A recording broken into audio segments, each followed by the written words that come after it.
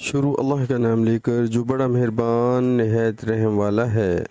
یحییٰ بن صالح، فلیح بن سلمان، ہلال بن علی، حضرت انس بن مالک رضی اللہ تعالی عنہ روایت کرتے ہیں کہ نبی کریم صلی اللہ علیہ وآلہ وسلم نے نماز پڑھی، اس کے بعد منبر پر چڑھ گئے، پھر نماز کے باب میں اور رکوع کے باب میں فرمایا، میں تمہیں پیچھے سے بھی اسی طرح دیکھتا رہتا ہوں جیسے اب سامنے سے دیکھ رہا ہوں۔